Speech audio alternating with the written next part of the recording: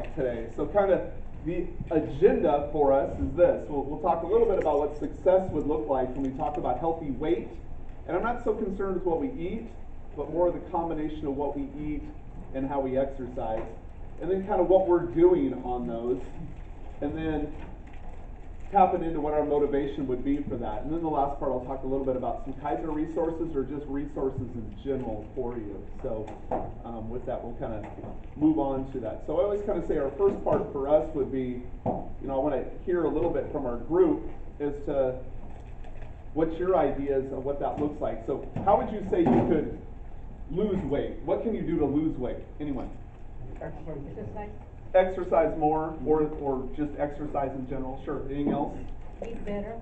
Eat better, as we got chips and a soda. I'm joking. So, eat better is certainly, Don't eat late at night. That's a great comment. Don't eat too late at night. A lot. Absolutely. A lot of people live by a phrase when we talk to people. I work with all the registered dietitians, and we work with our diabetic patients. We say no carbs after 7 at night, because we know that when we rest, we have a little problems with that. Anything else you can think of? Healthy sleep always helps us too. Of course, if you guys figure that out, I'll leave you a business card, let me know, because I got kids like you, and it's hard to do healthy sleep and all these things. And so as we move forward, I'll kind of talk about some of those. When we talk about success, I always kind of think about this.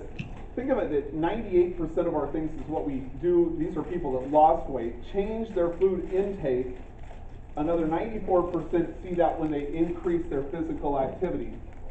So people that go to the gym or do exercise, I used to always say that's 1/3 of it. 2/3 of it would be how much better I can eat.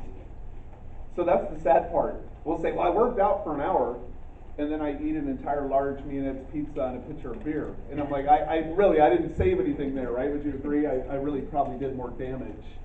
And so I look a little bit at that. And then how many of us eat pretty good breakfast? Eat pretty good breakfast? Or how about just eat any breakfast? I don't know that a donut and coffee counts. So I'll cover that in a minute for you. And then how many of you weigh at least once a week? Do you do that? How many of you work on the dock here? Because you're weighing every day, right? You can count that? No. So I don't think that one counts. And then people who lost weight, the percentages show us that they actually watch less TV. Why would that matter? More active. Yeah, absolutely. Yeah. So decreasing technology, and when we actually did studies like this at Kaiser, the studies were less time ago, in which now we're starting to see because of the increase of phones. I don't know about you guys, but my wife, I haven't seen her eyes in years. I don't know what color they are. Because she's on Pinterest so far into that thing. I don't even know what it means, but it's so far into there. She literally, our house looks like it's like the decorated thing. So obviously not just TV, but just electronics in general is kind of one of our big ways when we look at success and what that would look like. And then the last one I kind of saved for last is because people really successful at losing weight or becoming more healthy write down everything they eat. And I used to challenge this in high school, and really only the athletes would do this because the other kids would just lie to me.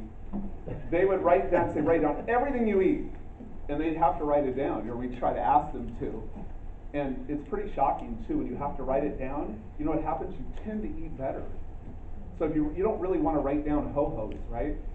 Right? I don't want to write that down. It kind of doesn't feel right. So I think a little bit about what I eat when I keep a food journal, and I always say it's kind of one of my little secrets that we talk a little bit about. So, why do people stay the same?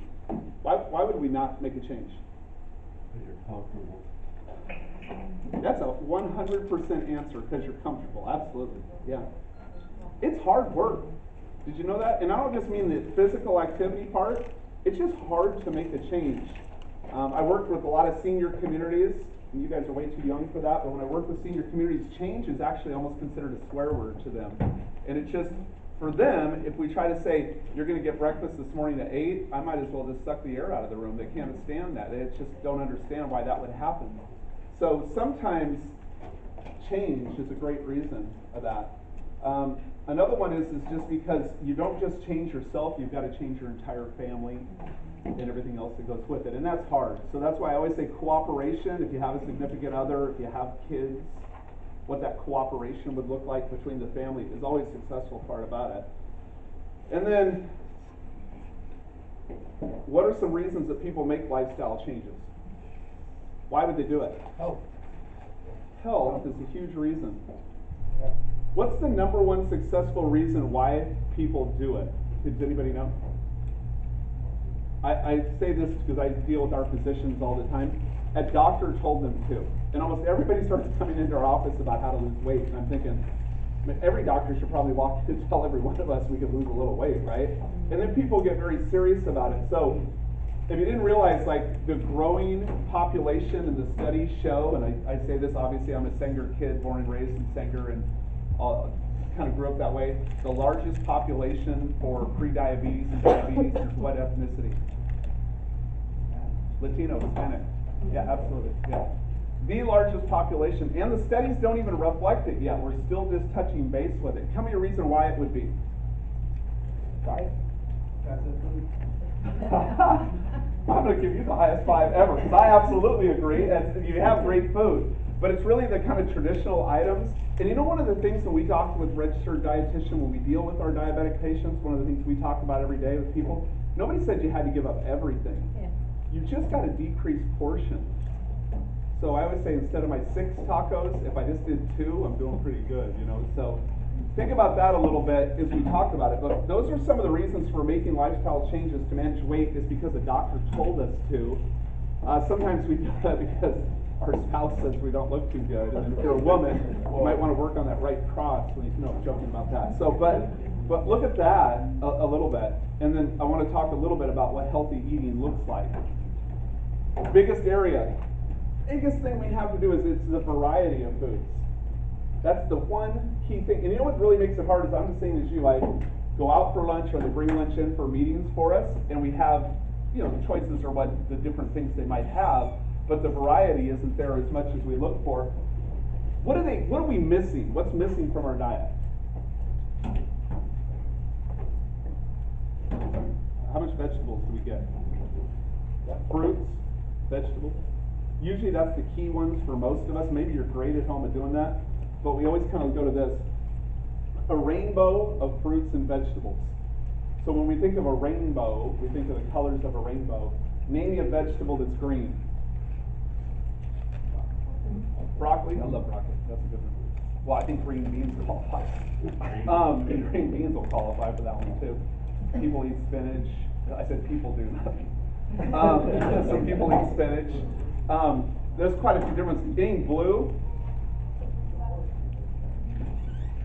blueberries, I guess, fall into that range. Not too many blues. Blue's a tough one for us. A lot of us outside fruits and vegetables sometimes fall into that. Yellow, anything yellow? Banana, yellow. So banana's yellow, but really the outside's yellow, but anything else yellow? Squash? Squash falls into that, right? A lot of us like squash. You know, we're really pretty lucky. We always say it all the time. We do live in the valley. We really have pretty good fruits and vegetables available to us. A lot of times they're not in the grocery store because you get kind of the processed ones, or they come from another place. Unfortunately, they're not even local. So as much as sometimes you hate to stop at the local stands, they're really a lot healthier for us as we look at those. But just, if we think about it in terms of a variety, and we think in terms of a rainbow, we get into that. And then here's the biggest part. It's portion sizes.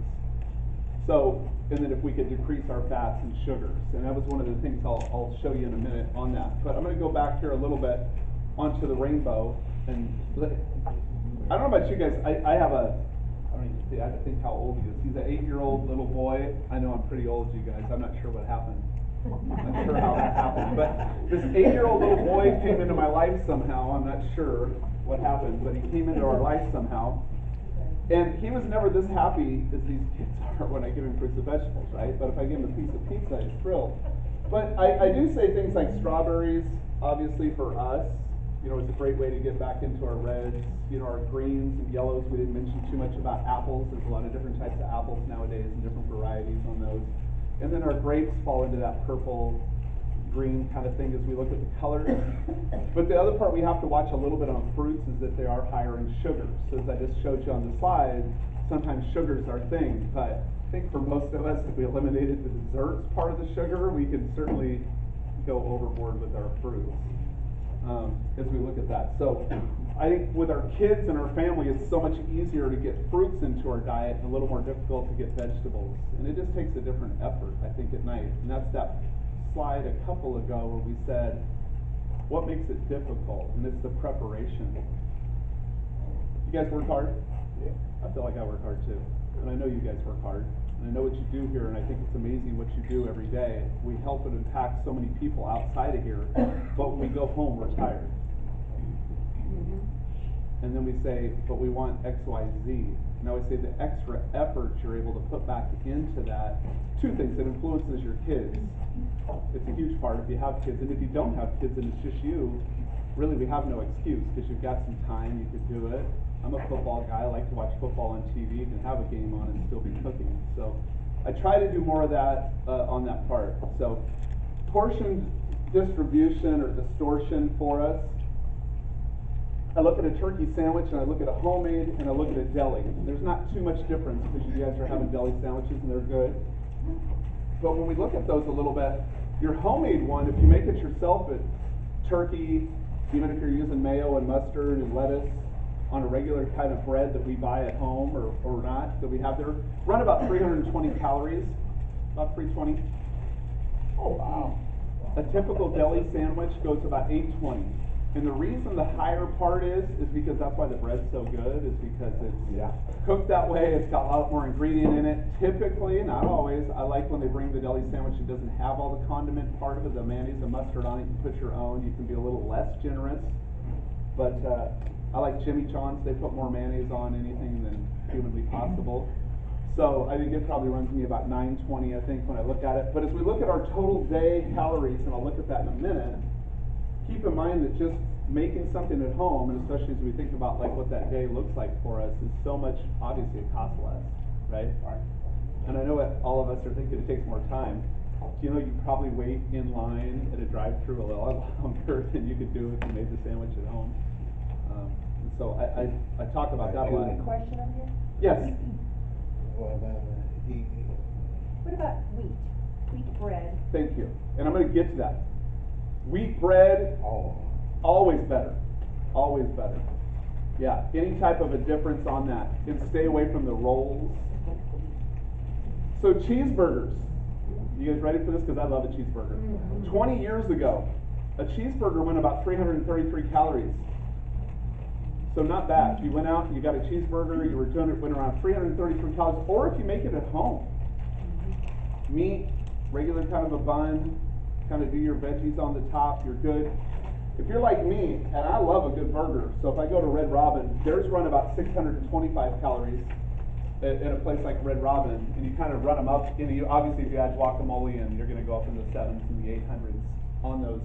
But about 590 calories is what we look at as we look at a normal burger as you go out. Why in portion distortion is that important for a manufacturer or a place to make a bigger burger? Why would they do that? Who said value? That's awesome, man. Value is absolutely right. We pay money, I better get something that fills me up, right? That's our thought process. So as the world's changed for us, and everything costs more, because it does, we want to see more for our money. And so they'll add more of what I kind of call the parts that fool our brain into making us think it's better for us, and it's not. And then we end up with something like this. Because if I go out to a steak dinner, I better get a pretty big steak for the money they're charging me, right? But I really don't need that big of a steak. I probably would be happier if they gave me a smaller steak and I didn't pay quite as much. But it's how it works a bit. So we all look, what can we get for our dollar? And then what am I getting for my dollar?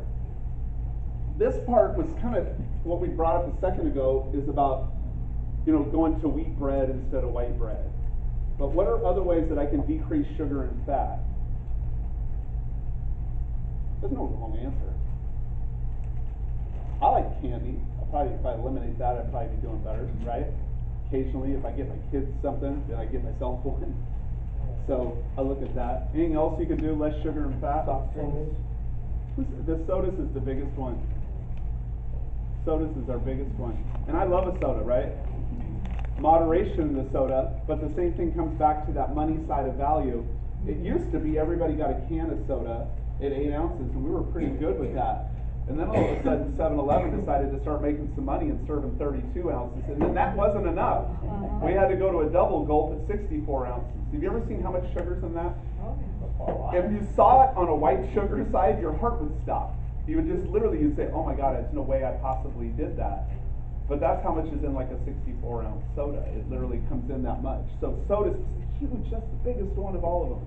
Yeah, and then obviously our sweets, eliminating our desserts or supplementing desserts with fruits is a big one. So obviously fresh and unprocessed, go back to our rainbow of fruits. Think about things like smaller portions and then changing what we do. So there's a great comment up front. We said instead of white bread, we go to wheat bread.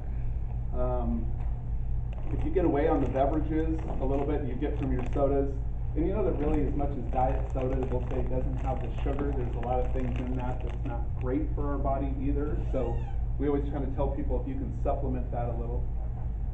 Your kids like Gatorade? My kid likes Gatorade. Have you seen what G2 is?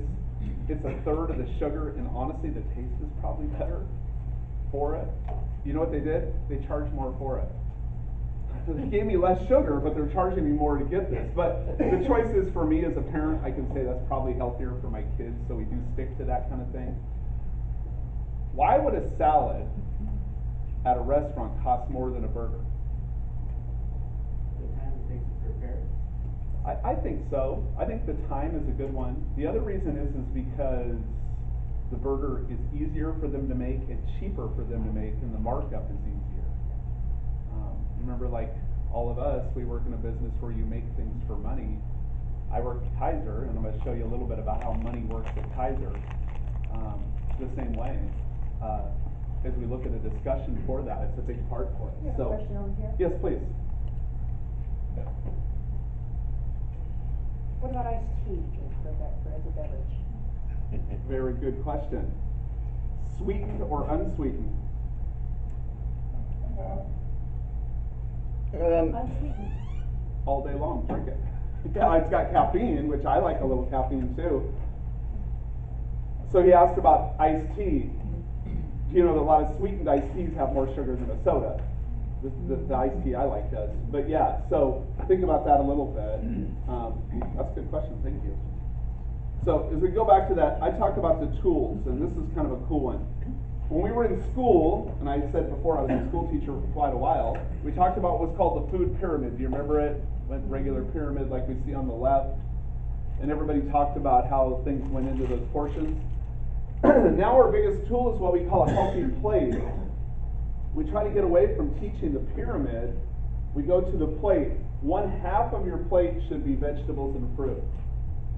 Anybody do that? Oh. Yeah. Maybe a third. Half of your plate. He said maybe a third, and trust me, you're miles ahead of America's society if you're doing a third. So I try to tell a lot of people if you could even do 1/4 of the plate as your beginning spot, we start to change our behavior. That's a big portion of towards being successful, it's changing behavior. But half is the goal. 1/4 of your plate should be protein. They used fish. It'd be awesome if I had a chef who cooked me fish like that. Yeah, but nonetheless, 1/4 fish, and the last quarter could be grains or carbohydrates. You could go with a rice or a potato. So I'll go back to our earlier discussion, Latino population. So as we look at that a little bit, a good plate would be beans, rice, tortilla, protein in the tortilla, whether it be chicken or asada or whatever we're doing in that. And as we work towards that, over half the plate would be our grains and our beans. Beans is a great source of protein, but very high in fat.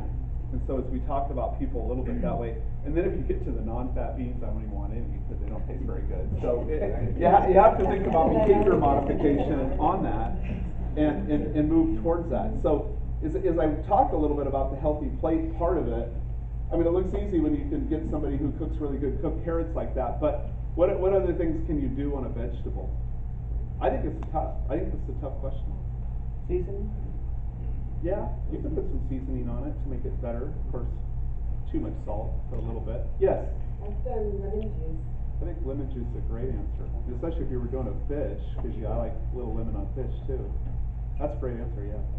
So, yeah, so watch your seasonings a bit, but obviously, it's kinda like anything else, some, to build the taste helps us a bit on that. Find some vegetables that maybe you like or the family likes, go that direction on it.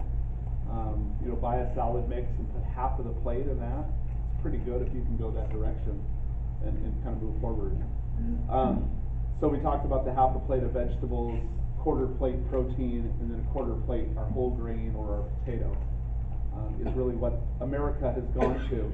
So we try to show some different types of things that people are eating nowadays, especially if you go out where it's more difficult, but instead of doing the dessert, if they're doing kind of a mixed fruit, probably costs you about the same, healthier for you, still gives you some sweetness at the end.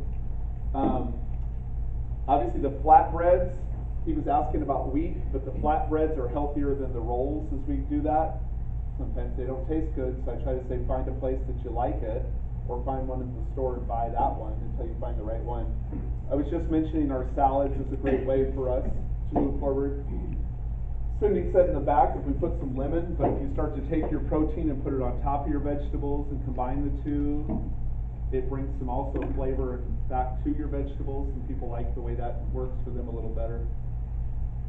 Sushi, I don't make enough money to eat sushi every night, but it is a good way because they often use seaweed to roll the rice. They do use healthy ingredients. I get worried because raw fish scares me. But some people really get, well, how many people want to pay $22 for a thing of sushi and you don't feel very full? That's my problem. My wife gets this sushi, I'm like, that's it? That's a lot of money. So we look at that. The wraps and things, I think nowadays on the upper right corner, as you look at it up there, is the other way too, where they're just using, the tortilla. So a lot of us, if we have that, you can kind of use it, but put something more healthy inside of it. Then taste this thing. So watch that. Our soups is a great way as the season changes. Yes, sir. I have a question. As far as like you said, the wraps, how good are the low carb tortillas? And my daughter has actually bought some that are made out of spinach. Yes. Now, how good are they? So I haven't had the spinach. I found some of the lower carb tortillas really don't taste too bad. Sometimes when I do a wrap like that and we talk to people about doing the wrap and we use the proteins like your turkey meat, that kind of stuff in it, not too bad. You've got to have a little bit of something in there, a little mayo. But did you know that if you cut yourself down to a tortilla from a regular 2 slices of bread, you cut your fat in more than half? So it's a dramatic, as far as what you can do. So now you can add a little bit of mayo and a little bit of mustard into it. I haven't tried the spinach. You report back to me. Yeah, I tried it. Is it? Did you feel like Popeye after? I don't know. If I felt like Popeye after, I might be okay. On the soups, what is the problem with soups? What would be a problem health-wise with soups? Who said sodium is in? Yeah, huge in sodium. In a typical soup, really the half sodium soups are pretty good. You really don't miss it that much. But my goodness, man, if you look at the old traditional Campbell's soup, my God, they were trying to kill us at Campbell's, you guys. I'm not sure what their thoughts were, but that thing's got enough salt in it that I could eat a pickle with it. It wouldn't be any different. So, but your soups are obviously a good way to supplement a meal in the wintertime, and you still get something healthy. I've got a protein in there. I've got vegetables in there. If you're making it at homemade, you're doing great. Because remember, all the good stuff stays in the broth. Usually when you buy it in a can, the broth is cooked separately of the vegetables and all the good part leaves. That's our problem when we cook vegetables a lot of times, is the good portion, the vitamin portion of it kind of comes out in the water. We don't drink the water, right? So now you end up losing some of that. So I would say a good soup is a good way to do it.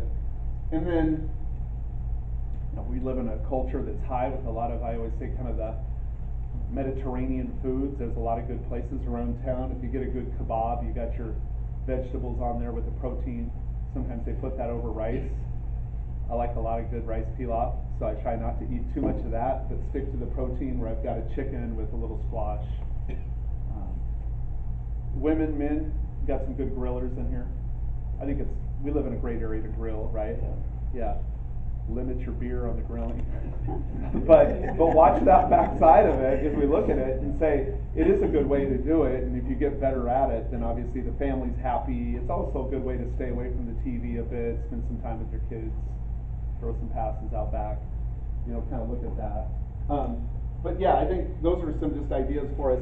And then I'll talk a little bit about the being physically active part of it. So our aim is 150 minutes each week. That sounds like a lot. How many is that each day? 30? 30 minutes times 5. 3 times 5 is 15, add a 0. So if you did 30 minutes 5 times, do you know that you guys do that? Actually, for most of you that work in this environment, you're probably doing that at your job. Yeah. So then the increase would be in addition to that. So that's where it makes it a little more difficult. We kind of look at that and say, if you did extra of what you're normally doing, you know what's going to happen? You'll have some weight loss. That's naturally what happens. But what usually happens in your brain is it tells you can eat more. So that's why I always tell people to watch that a little bit. So as you become more physically active, you'll say, hey, I'm going to eat 2 burgers tonight because you know what I did today? And you're like, so you got to watch that. I always call it like the calculator of life. You don't just normally get to eat more because you did some exercise, because it's got to weigh out together. But if you look at that and you say, I want to increase, and you're able to do that, and then look at every minute, because I've got a lot of people, Kaiser is really big on what we call Thrive, which means our employees are supposed to be doing stuff activity-wise, and during their break time, we try to promote walking. We do a lot of things where we do backside, we benefit our people, where we give them not raises, but supplement to their job, where they get a longer break if they're active. So if they're doing the walking course instead of a 10, we give them 15. They are not doing that here. No. They're going to, in fact, you guys are out of luck. I'm just joking. I don't know what you're doing. Yeah. I don't want to do that. That's one of the things we did, but it's always so hard to prove you did your walking. I can't really have somebody come and say, you didn't walk.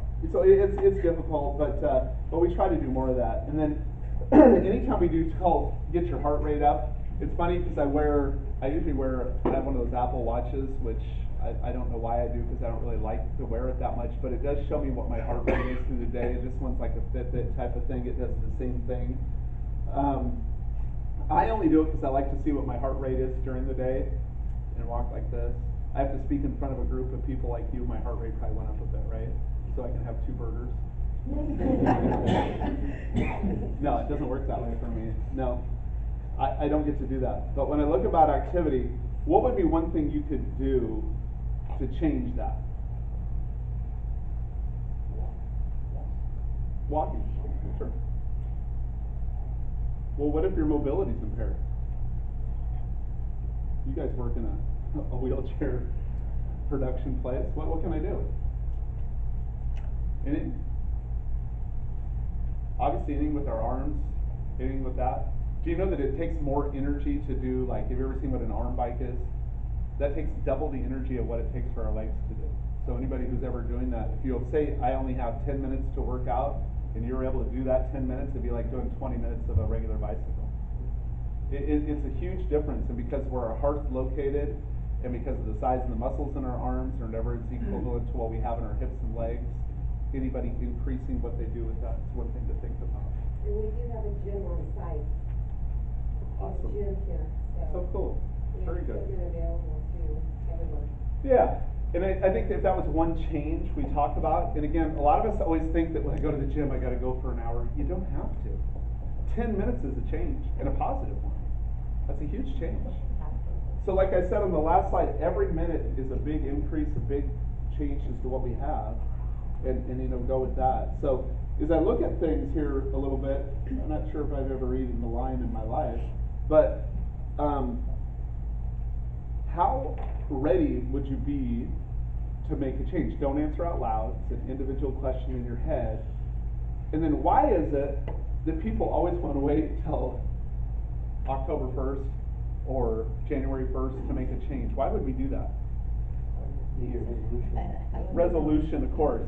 We've all been brainwashed to think that's the only time we can make a change, right?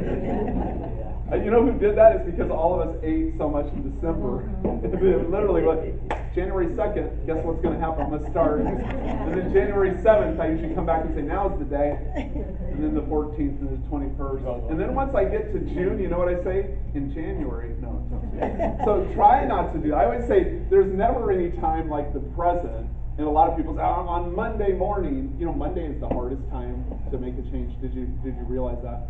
So as we talk to people in behavior change at Kaiser, we try to discourage Monday changes, because if you're a typical person where you have weekends off, and a lot of us don't, I have to work on Saturdays, but we have weekends off, then what do you do? Monday the kids are up, they don't want to be up. I gotta try to get them changed, I'm trying to pack a lunch. I'm exhausted before I even get to work, and then I get to work and say, I'm not going to the gym after, and it's getting dark earlier, so I've got 3 or 4 excuses built in, right? So I always say, try to find your change, try to find your time. When you're ready to make that change, get it.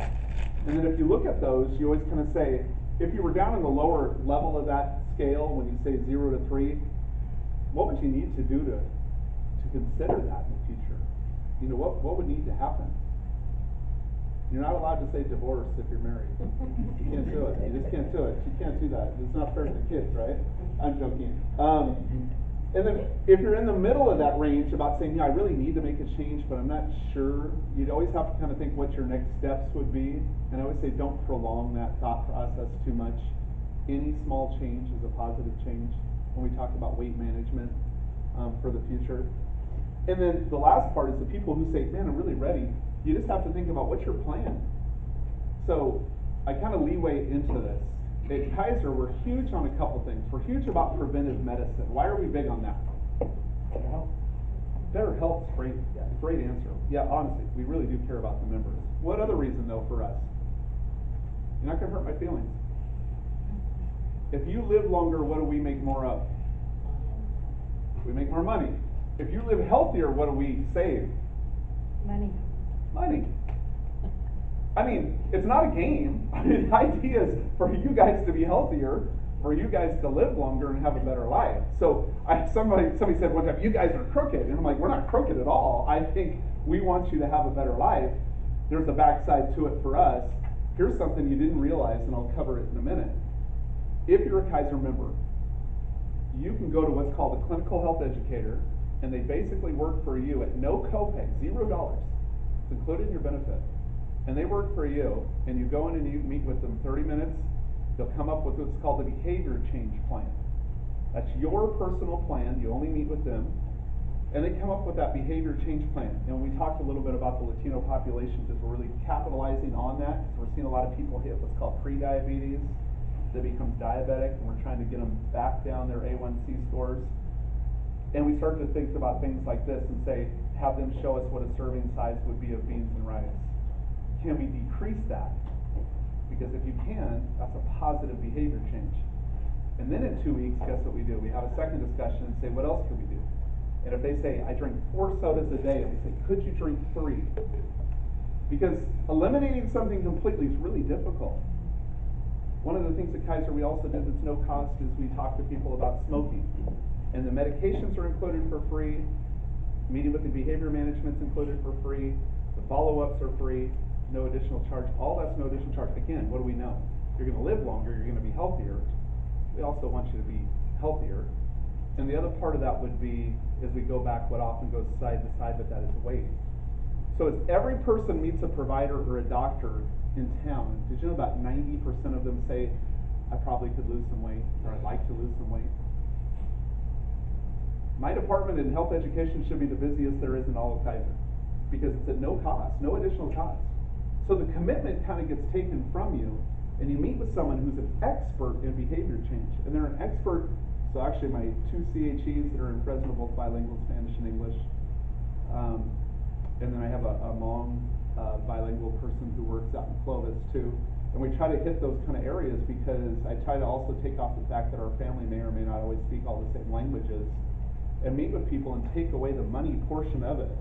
Because a lot of us will go with that. So as I go to what's available at Kaiser, whether you're Kaiser or not, if you go on kp.org/weight, that kind of service is available for you. Healthy recipes, healthy topics.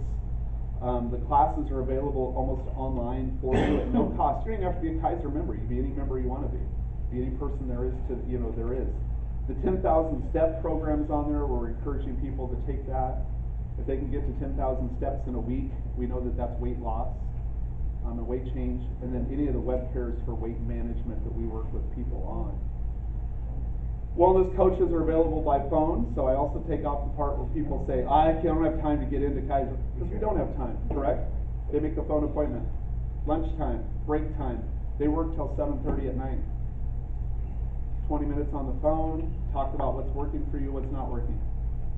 They do encourage you, and we do like to talk to you about what your weight is. It's all private, it's all health information for that. And then I talk to people about health education centers and classes. So you said you have a gym here, awesome. You're not like every other place, because most places don't.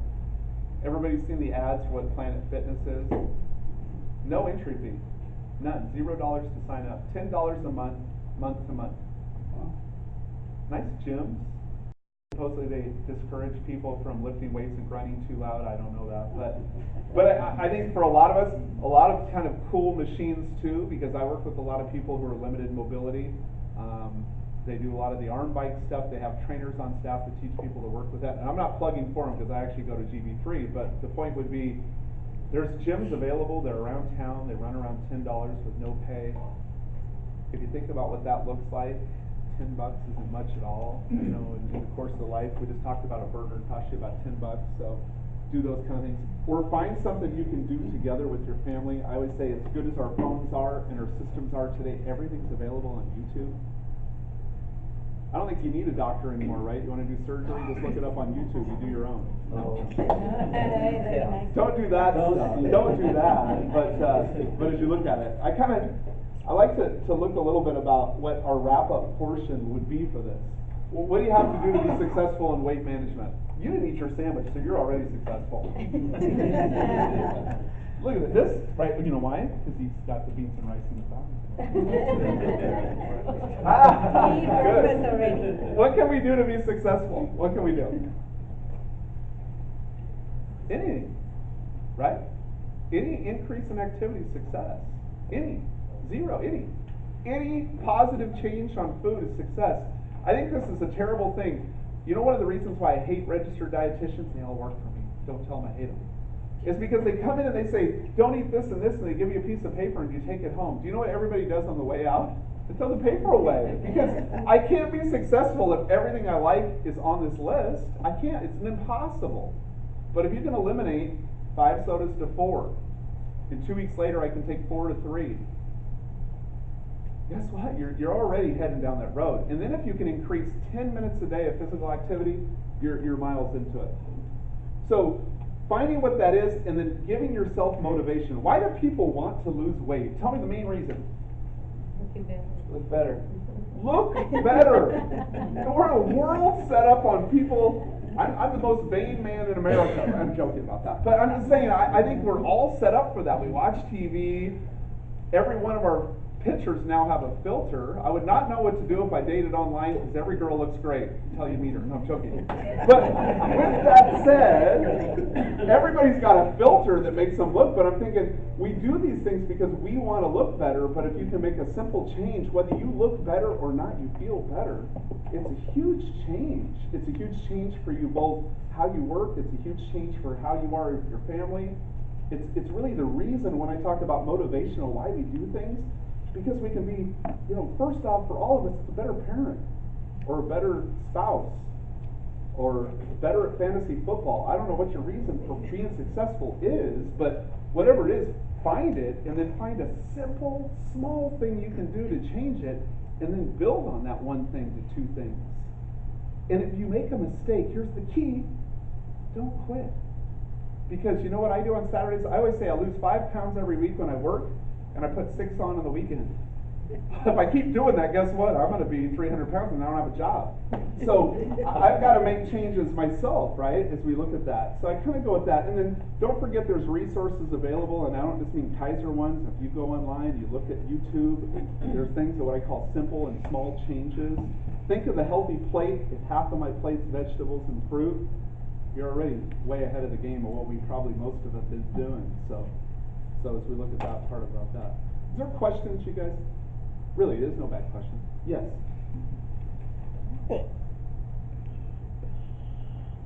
I I've been going out on Saturday mornings, I get up, I get on my bike and I ride around for about an hour. I should go with him. I should go with him. He said welcome, he said I'm welcome to go, thank you. We all should probably go, right? Anybody else, anything? I have a question. Yes, sir. The V8 one, serving a day, or Yes. is that okay? Like, I'll keep on. V8 serving a day is always good. Has a lot of salt sometimes. Watch them, they make one that's less salt, less sodium. But obviously it has vitamins and minerals, so it's a vegetable. Yes. So we always tell people that counts as a vegetable, it's a lot better. Without vodka, it's so much better. And you want to keep your job, take that out. Yeah, you're good. Ah, I was young once too. Yes, in the back. What about the supplements that are vegetables and fruit? So he was mentioning V8, which is kind of a supplement, but she's asking about supplements for fruits and vegetables. Obviously, the real thing is always better, but they're certainly better than not. So yes, I would say do it, but if you can get your hands on fresh fruits and vegetables, a lot of us don't like the taste. Like I mentioned spinach, so I always try to supplement my vitamins for that. Yeah, great question. Yes, please.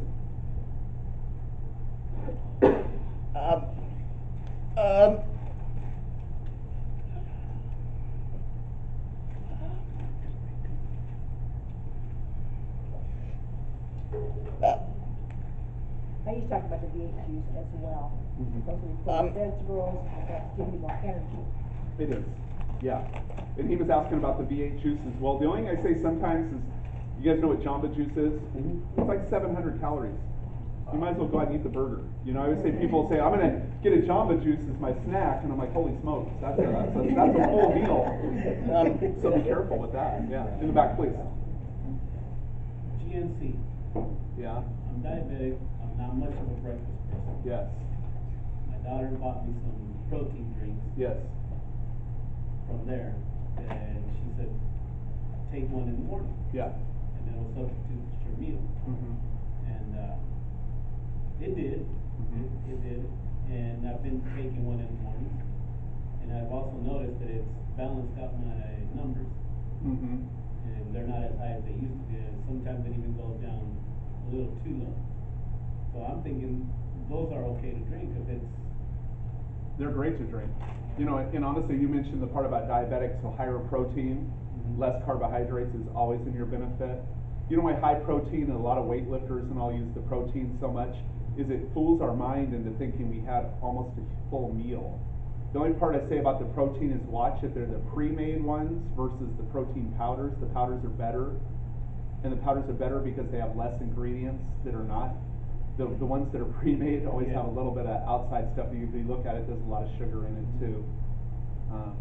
I hate Boost and Ensure that we give to a lot of seniors because it's supposed to be high caloric, and they do it as a meal, not as a meal replacement, but in addition. But a lot of our seniors drink a Boost and then they don't eat a meal, and that's not a benefit to them. So if you have an elderly parent like I do, I watch that a lot because our doctor, she's a Kaiser too, he said to drink Boost and Ensure, and I'm like, I went to protein powder for her, and she can process that better, you know, as that. So I think as a lot of us have elderly parents, or you're gonna have elderly parents, watch some of those things.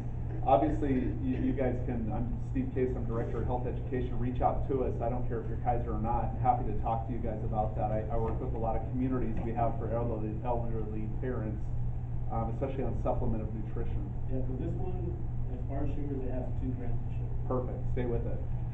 And if you're processing it well, a lot of us have, it's lactose sometimes. Yeah. If it doesn't, then it's great. That's why I like the powder more than the pre-made. Yep. Just, you mentioned something about family. Yes. Well, I do changes at home. My son may not be on board because he wants to eat pizza and all that. Yes.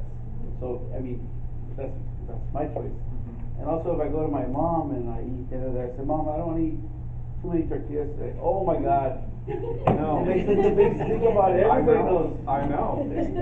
Oh, he's on a diet? Oh, I'm like, And then they take offense to it, Yes. right? In the Latino population, Yes. you literally just offended your mom. Yes. So maybe you bring in the old napkin trick, you know, that we did, and you put it in the napkin and say you ate it, and they bring you another plate. But it's really difficult, and you know, really, it goes back to the population in general. Unfortunately, is that you really offend people. The African American community used to be that way too. They've kind of given up on some of that because they were really big into that too. As we worked with our population, we were like, I can't. My mom says I have to eat when I go there, and you're like, gotta watch that too. And then like, my mom's trying to lose weight too. I'm like, I eat what she does. So it's difficult. It's difficult as we have parents. They're coming along. I hope so, yeah. Education's there. So if you have some questions or whatnot, holler, you guys anytime, and then it was a pleasure to meet everybody in here, so thank you. Thanks for listening. Thank you. Yeah. I saw the Raider fans are out in full force in this place too. I'm not sure. I'm telling you, want to know, look good.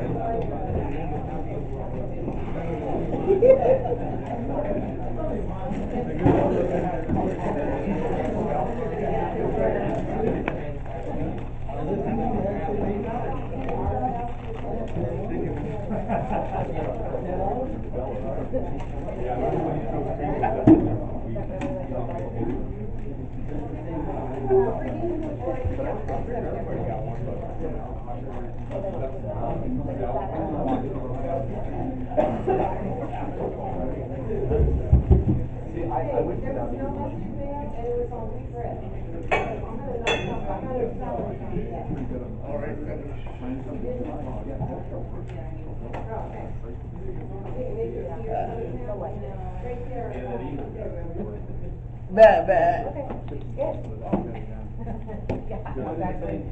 Oh my gosh, our pleasure. Thank you. My daughter, she went to a dietitian in Kaiser. Good. And she started learning how to cook. Good. She went from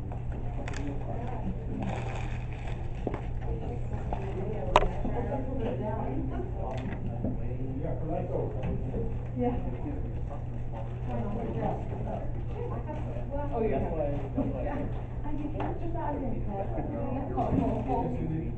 I put up a little bit of fight for the past month. I think good. And she told me she was eating 6 I just did right now. I'm an eater. I got it. And it's like, Well, socially, it's been put in all of us too. and yeah, she went from 3 to 5 Thank to you. 1. Well, let Judy and her team know. They all work in my department, so that's so cool. Yeah, and Keep it up. She did. Yeah. And then she let me and my wife eat. How cool. It's like, Keep it up, you yeah. guys. All right. You're gonna be doing this speech. I'm gonna have to come back. Right? Thank you Awesome. very much. Thank you.